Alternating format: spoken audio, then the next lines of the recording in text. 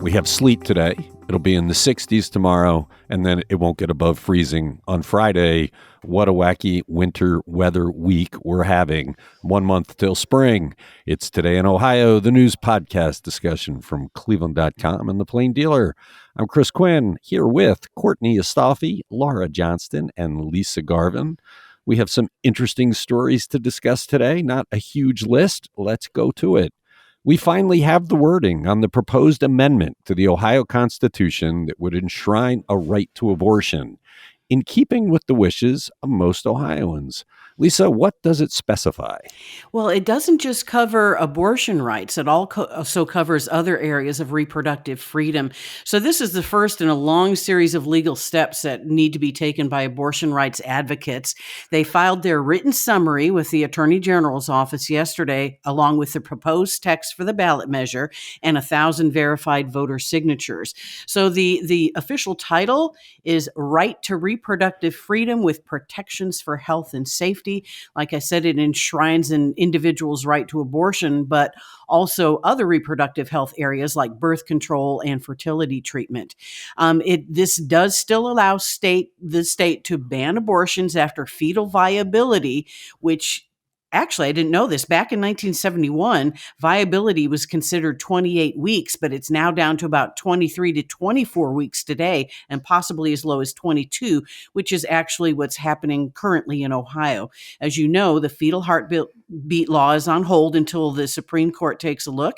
And so we're at 22 weeks. You can still have an abortion at 22 weeks here in Ohio. So this is the first look at what the groups are proposing. The Ohioans for Reproductive Freedom and the Ohio Physicians for Reproductive Rights finally joined forces, and they want to get it on the ballot in November. Doesn't the language also specify viability as determined by the patient's doctor? Correct. Isn't that part of the language? I got an interesting note from one of the listeners, readers of our platforms, questioning why they use the words pregnant person instead of woman.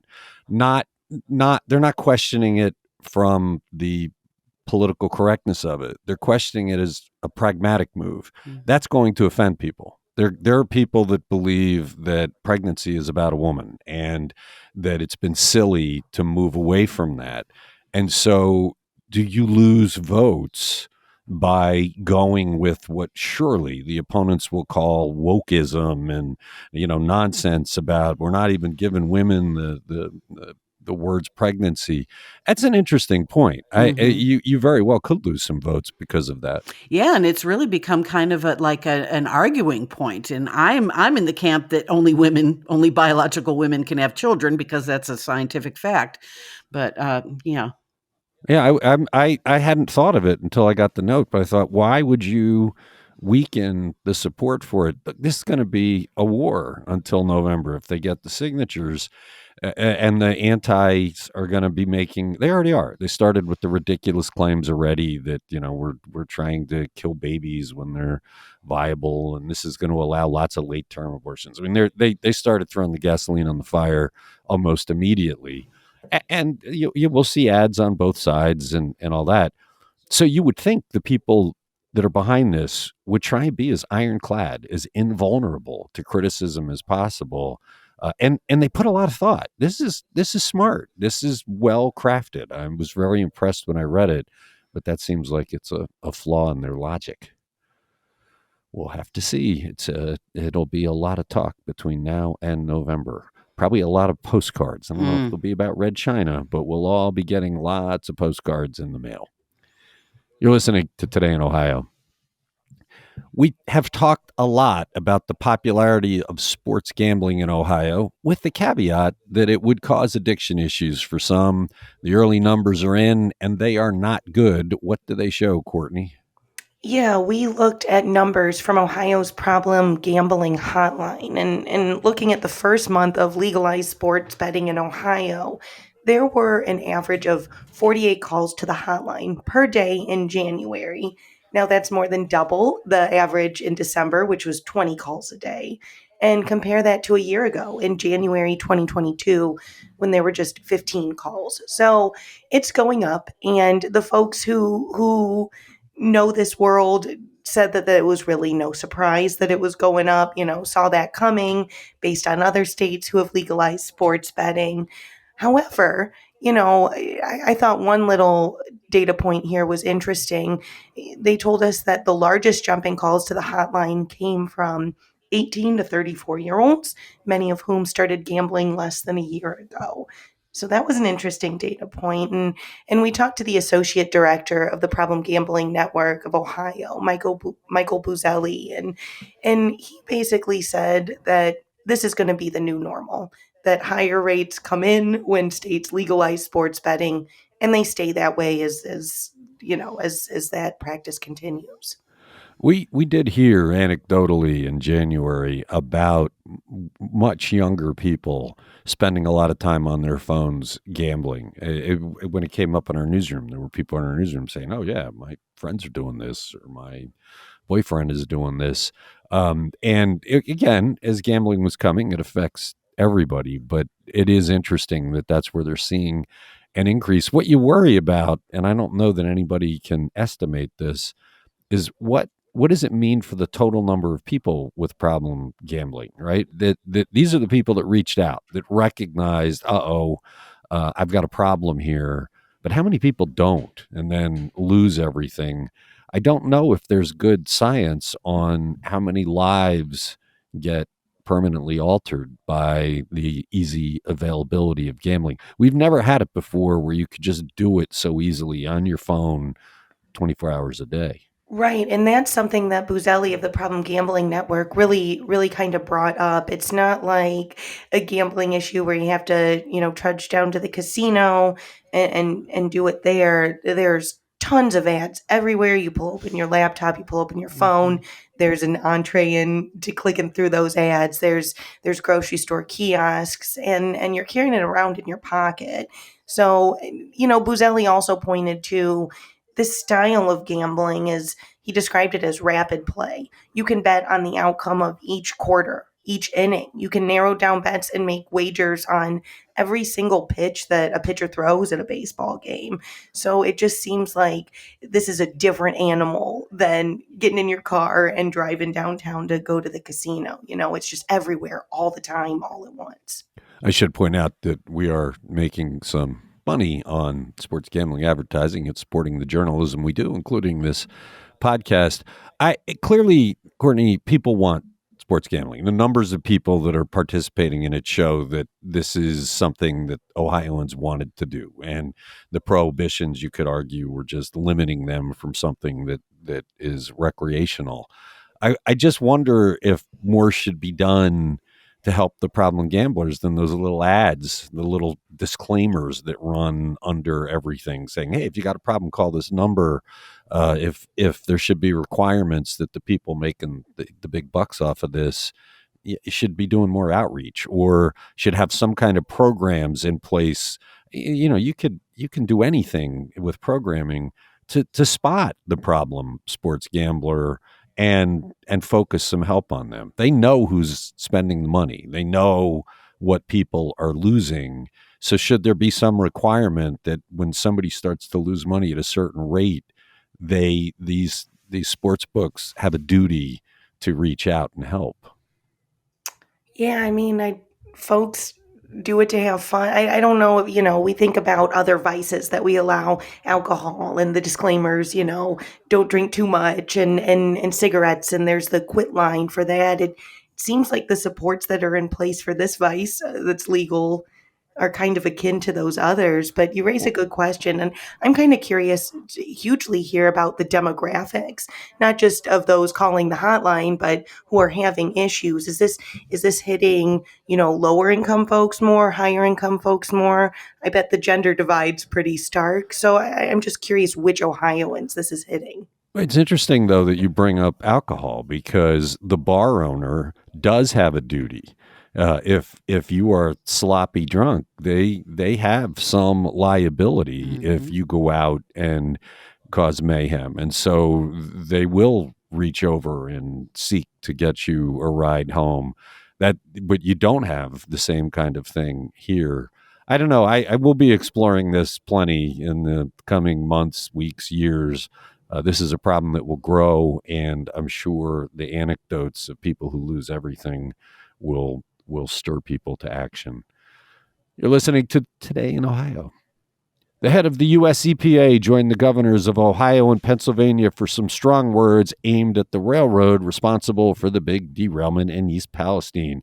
I should say the governor of Pennsylvania and the U.S. EPA director had strong words. Mike DeWine, not so much. Laura, what did they have to say? Yeah, DeWine was a little more nuanced in his comments, but Norfolk... Nuanced. Okay, you could call it nuanced. I could call it soft. Okay, so Norfolk Southern must submit to the EPA a work plan that outlines every single necessary step to clean up the derailment. That includes tearing up the tracks, digging out under the contaminated dirt, and getting it all out. And the EPA has to offer free cleaning services to residents living near the crash site. That Norfolk Southern is going to cover that cost. And all those Norfolk Southern officials must attend and participate in public meetings about the derailment. Remember, one of the first meetings, they were no-shows. If they don't complete any action ordered by the EPA is going to do the work itself and force the railroad to pay 3 times the cost. They're going to keep testing that water. And Governor Shapiro had some very sharp statements. He said, the combination of Norfolk Southern's corporate greed, incompetence, and lack of care for our residents is absolutely unacceptable to me. Yeah,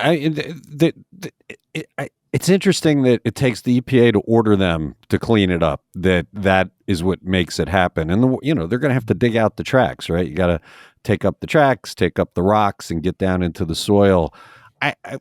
I would have thought Norfolk Southern would have come out right away and say, we're cleaning it up. We're jumping on it. We're going to bring the EPA in to make sure we're doing it. Seems like Norfolk Southern is really doing a poor job of responding to this. Well, I mean, they didn't even respond when they were supposed to come to that public meeting, right? So, yeah. And the fact that we're having this discussion now, what is this, almost 3 weeks after the actual derailment, they were not quick to volunteer to make sure that everybody was going to end up okay. I mean, they got there. There was the immediate cleanup and the fire. But this seems kind of late for saying, hey, you need to take care of the mess that you made. Even though for a week we've been saying, hey, FEMA doesn't need to come in here because this is Norfolk Southern's responsibility. Well, it's interesting you say about they didn't show up for the meeting because now they're being required to show up for the meeting. Exactly. I didn't realize the EPA had the power to compel you to appear for a public meeting. I'm not sure that's in the Code of Federal Regulations. Well, or what they're going to charge them if they don't, right? Because they said, we'll charge you 3 times. I mean, what do you charge them for that? I don't know. You can compel action like cleaning up, but can you make them show up to have tomatoes thrown at their face? I'm not sure. The clinic did open yesterday. We've talked about that. 40 people have appointments, so that's good. Norfolk Southern did put out a statement. It does seem a little bit too little, too late. They said, we're investing in helping East Palestine thrive for the long term, and we will continue to be in the community for as long as it takes. We are going to learn from this terrible accident and work with regulators and elected officials to improve railroad safety. And that's one thing that the residents, I understand their fear. They're saying, you're here now because the media is here and the camera's here. What happens after the cameras leave? And DeWine is saying they're in there for the long run. They're going to still be there. But we've talked about this before. There's a lot of distrust of government, and I understand them saying, how do I know that this isn't just lip service? Yeah, we received an interesting note yesterday in response to some things we said on the podcast saying, I hear what you're saying about this isn't the end all be all, that the tests are coming back negative, but the people of East Palestine are in an area where they've been repeatedly lied to and let down by their government. So they don't trust it. They don't, even though Mike DeWine is saying, look, we keep testing. It's clear. They're not buying it because in the past, the government hasn't been as truthful. And we've seen it over and over that the government isn't truthful frequently. And it leads to this kind of panic. When you're talking about the water you drink, the air you breathe, you really want to make sure that it's safe for you, for your children, for your pets. And they're just not trusting it. You're listening to Today in Ohio. How important was it for Larry Householder to have a woman on his team as he sought to corrupt the system in the HB6 scandal? Courtney, this was such a strange story to come out of the trial. Yeah, I'm still shaking my head, but I guess this isn't that surprising. Former Speaker Larry Householder had, every speaker has their leadership team. It's a team of 4, and he'd hired, 3 guys for the top 3 slots that he wanted, and documents that are part of this court case showed that 4th slot, he left that open as a generic placeholder. Woman in all caps was how he was trying to fill that. No matter what she, thought or what her positions were, we just needed a woman on that team, right? You're all interchangeable. You're not individuals. Your positions don't matter. It's like, just stick a woman on there, and then we have the diversity we need. Where are the tomatoes? Yeah, give me one. It's amazing. It's just one of those where you look at this is such an eye-opening trial. It is showing you so much about the way these politicians truly think about their constituents, about their colleagues, and really they hold them in utter disdain. This was all about amassing money, amassing power, and everybody else be damned. Well, and the person that is the woman testified, right? Yeah, so let's talk about woman here. Laura Linnazy, a former moderate Republican state lawmaker from Grove City.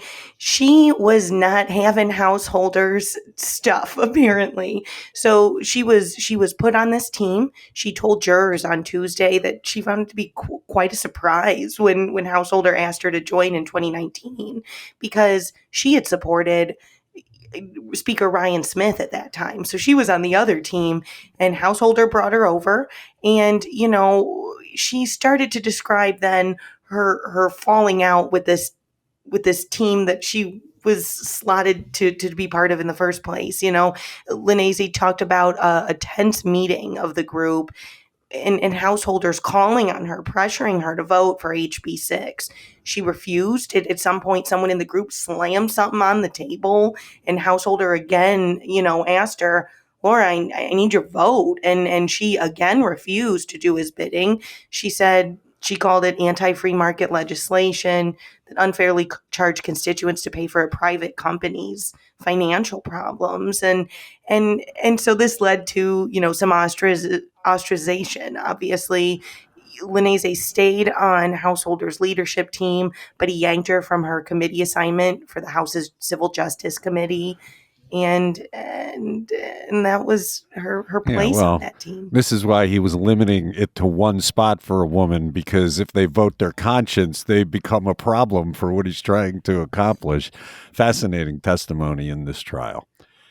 You're listening to Today in Ohio. Let's go more on the trial. It's not every day that the scene of a petition signing gets called a war zone. Laura, how did that come up in the corruption trial of Larry Householder? Because we're talking about the work to try to repeal HB 6. So this is after they did everything they needed to do to get it passed, all the greasing of palms. They wanted to make sure that voters did not get a say. And they were folks that were trying to get this on the ballot so that voters could say, hey, we don't want your $1.3 billion nuclear bailout. And Michael Roberson, he's the CEO of Advanced Micro Targeting. That was the company that was hired by Ohioans Against Corporate Bailouts. They were supposed to gather 265,000 voter signature to put this on the 2020 November ballot. But his employees faced all sorts of harassment and stalking in the field. I mean, if you were around during this, you remember we talked a little bit about those red China postcards. Those were part of the campaign to scare people out of even signing a petition.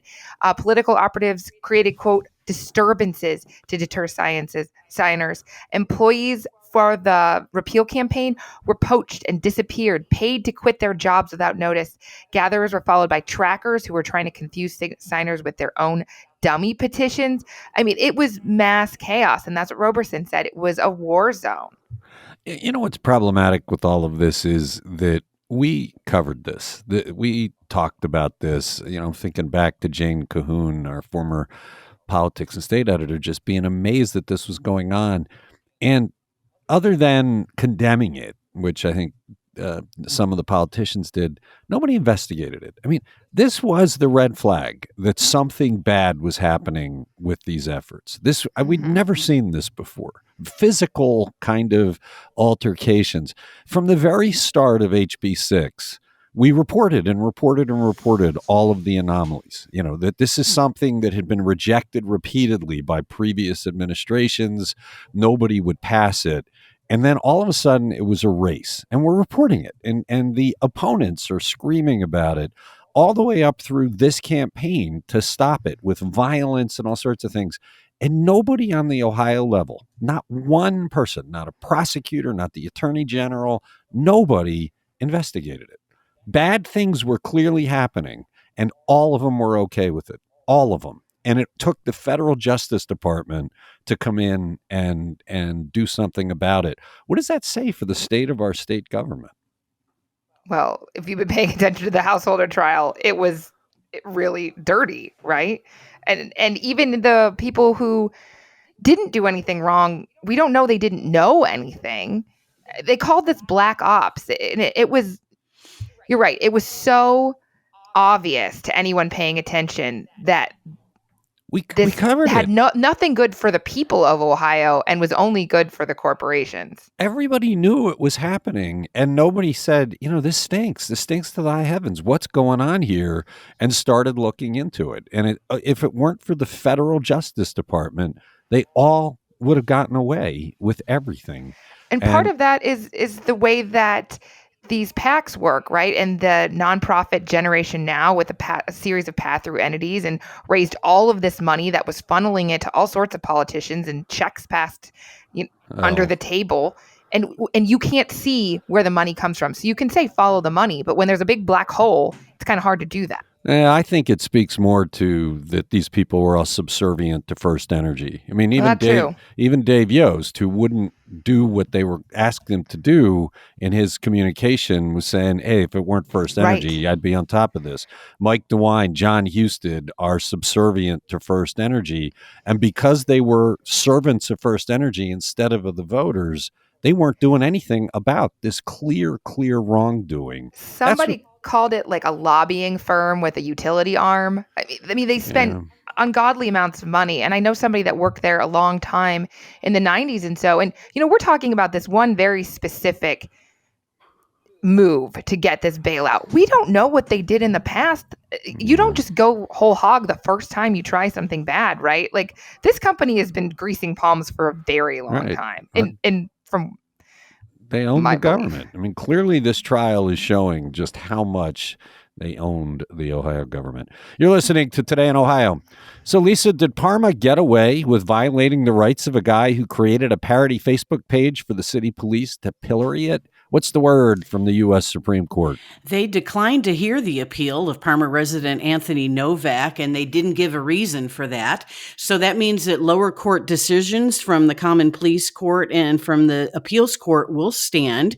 And that means that qualified immunity saves the day, or rules the day, I should say. So Parma had argued that qualified immunity shielded them from liability if, the violation isn't within the scope of their job duties. So Anthony Novak created a fake Parma PD Facebook page. It was only up for a couple days, but he pilloried the Parma Police Department. He was charged and then later acquitted of creating that page. And that's when he sued on First Amendment violations. But the district and appeals courts sided with the city. That's why he went to the Supreme Court. So Novak, in a statement, said he's disappointed that the Supreme Court won't hear him. He said he won't be able to hold the officers accountable for violating his rights, and he worries about what happens to others who poke fun at the powerful. Subodh Chandra, who is one of Novak's attorneys, said qualified immunity must be abolished before we have no rights at all. And another attorney for Novak, Patrick Giacomo of the Institute for Justice, said that this means qualified immunity overrides the First Amendment in the 6th District Court of Appeals. Yeah, this is wrong on so many fronts. I mean, the police abuse their power. Again, we keep talking about this on this podcast. Clearly violated his rights, clearly violated the First Amendment, and there is no penalty for it. They could do it again tomorrow and nothing happens. They did get international embarrassment because the friends of the court, including the Onion, just laid waste to what they did with great humor. I mean, the friends of the court, we did stories on them because they were hilarious. But at the heart of this guy took advantage of his right as an American citizen to criticize his government, got jailed for it, and the Supreme Court basically said, yeah, we're okay with that. And the Parma, attorneys agree, of course, with the Supreme Court. They see Novak's behavior as not satirical at all. They didn't say exactly what it was, but they say that their officers acted appropriately. Well, he was acquitted, so obviously they didn't act appropriately, and I think the court of public opinion is not kind to Parma here. I was hoping the Supreme Court would take the case because it would have been the right thing to do. You're listening to Today in Ohio. What do we know about the explosion at an Oakwood metals recycler that killed at least one person on Monday, Laura? Well, we don't know the cause, unfortunately, but Oakwood Fire Captain Brian DeRocco, he's been with the department for 25 years, says it's the largest fire the village has ever seen. 14 departments were there, 60 firefighters responded to that blast, and we know that about a dozen people are injured.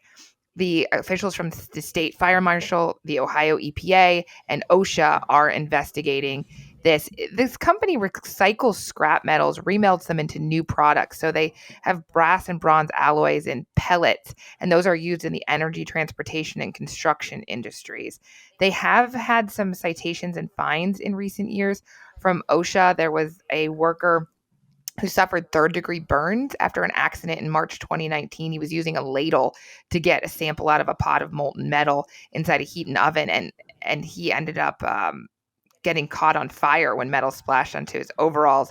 And I guess he wasn't wearing these fire retardant overalls, so OSHA was fining the company $12,000. But we still don't know a whole lot. John Panna had video of the building, aerial shots, and you could just see this crater in the roof.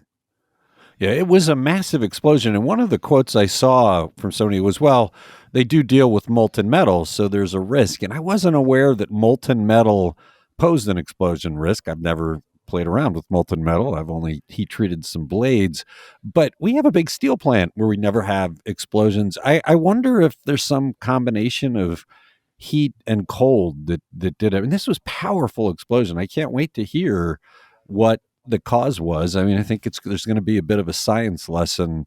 I wonder if we should have a reporter look at the science of molten metal to see what kind of explosion threat there is. If I lived anywhere near this plant, I'd want to know.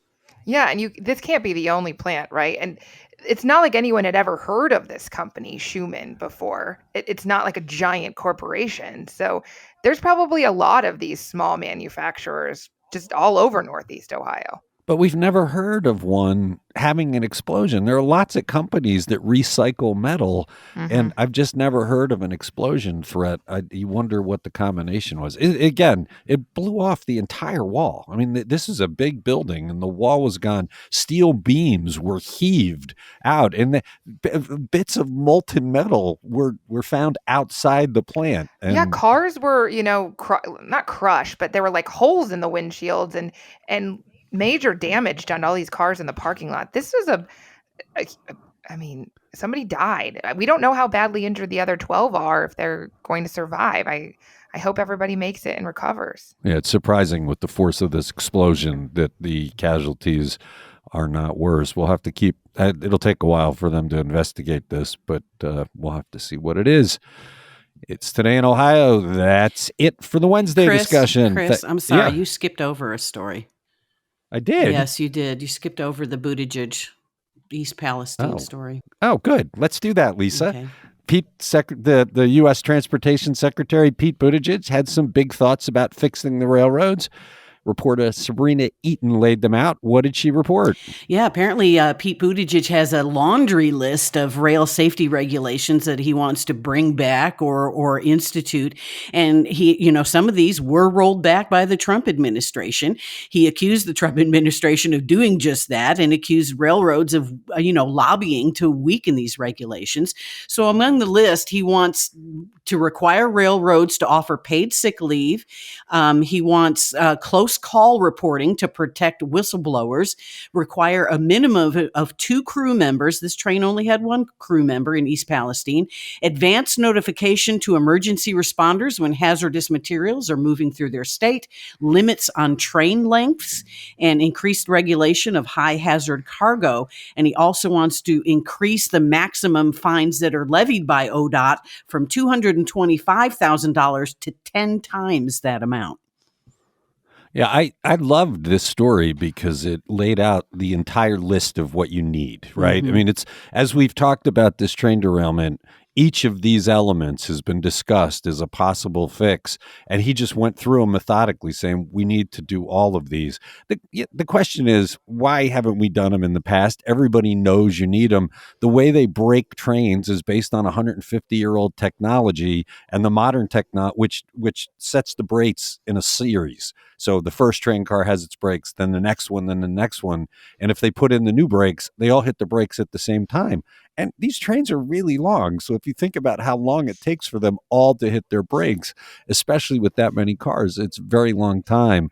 Donald Trump gets part of the blame. There were regulations that they were trying to put in back when he was president, and he stopped them. Right, for the pneumatic braking. And they're also demanding phase-in of safer DOT 117 tank cars by 2025. Yeah, well, that's been a big problem. There's been research done, and they wanted to ban one of these unsafe cars, but they grandfathered it for a long period of time. Hopefully, they'll do it all. Hopefully, the fervor for this will remain, and it won't go away as soon as the television cameras leave East Palestine. And that does it for Today in Ohio for Wednesday. Thank you, Courtney, Laura, and Lisa, and thanks to everybody who listens.